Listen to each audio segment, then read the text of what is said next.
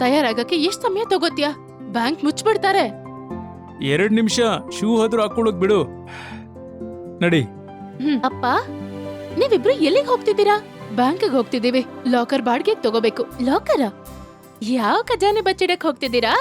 ನೀನ್ ಚಿಂತೆ ಮಾಡ್ಬೇಡ, ಈ ಖಜಾನೆ ಬೀಗ ಅಂತೂ ನಿಂದೇ ಆಗಲಿದೆ.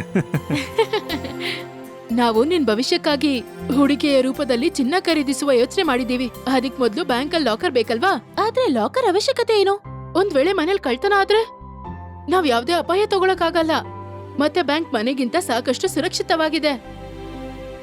ಅದೇನೋ ಸರಿ, ಆದ್ರೆ ಈ ಡಿಜಿಟಲ್ ಯುಗದಲ್ಲಿ ಭೌತಿಕ ಚಿನ್ನದ ಮೇಲೆ ಯಾಕೆ ಹೂಡಿಕೆ ಮಾಡ್ತಿದ್ದೀರಾ? ಮತ್ತೆ ಚಿನ್ನವನ್ನು ಹೇಗ್ ಖರೀದಿಸೋದು?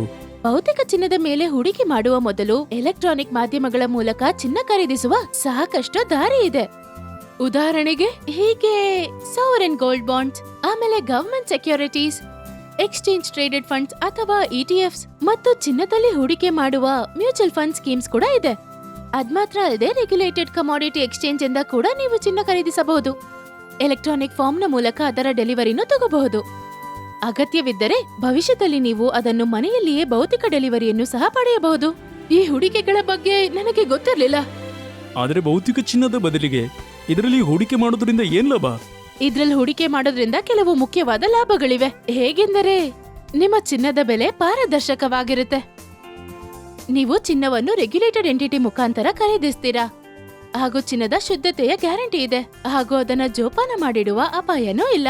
ಓ ವಾವ್, ನೋಡಿದ್ರ ನಮ್ಮ ಮಗಳು ಎಷ್ಟು ಬುದ್ಧಿವಂತಳಾಗಿದ್ದಾಳೆ. ಎಲೆಕ್ಟ್ರಾನಿಕ್ ರೂಪದಲ್ಲಿ ಚಿನ್ನದ ಮೇಲೆ ಹೂಡಿಕೆ ಮಾಡಲು ಸಾಕಷ್ಟು ಸುಲಭವಾದ ಸುರಕ್ಷಿತ ದಾರಿಗಳಿವೆ. ಬುದ್ಧಿವಂತರಾಗಿ ಸರಿಯಾದ ಜಾಗದಲ್ಲಿ ಹೂಡಿಕೆ ಮಾಡಿ.